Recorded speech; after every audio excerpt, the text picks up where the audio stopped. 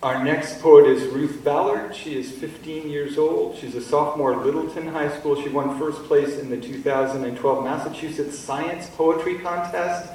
Give it up for that, if they have that contest. She was published in the 2010 edition of the Anthology of Poetry by Young Americans.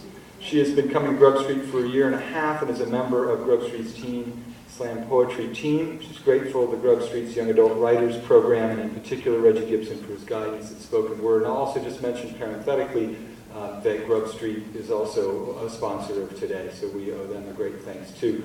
Please help me welcome Ruth Ballard.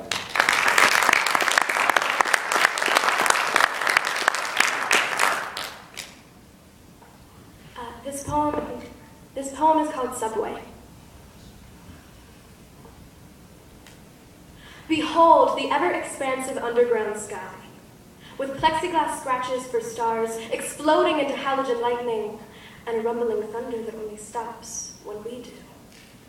An unnatural land of time manned by man or maybe mannequin, posed with purpose, panic, maybe boredom, because the speed of sound is not loud enough for anyone anymore. But for those of us with virgin ears and infant eyes, who see the filthy splendor and hear the sound beneath the surface for the very first time, it is everything.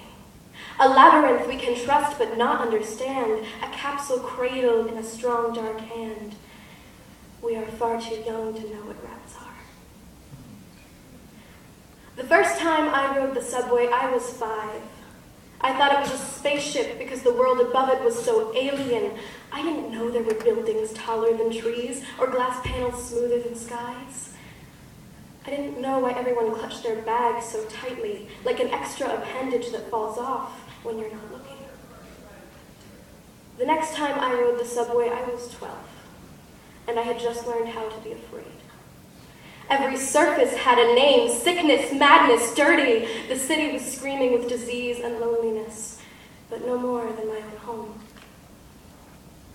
The last time I rode the subway, I was me, age undetermined. I smiled at this woman across from me, every line in her face a story I would have liked to hear, but understood they are hers to keep. She is wisdom and she is glowing. She asked me, "Are you from Boston?" I said no. She said she knows. She just knows. But I'd like to be. I seek this land of streets and stories that I am not privy to. Yet. And I, too, beat with the rhythm of the city, and my soul rumbles in this subway.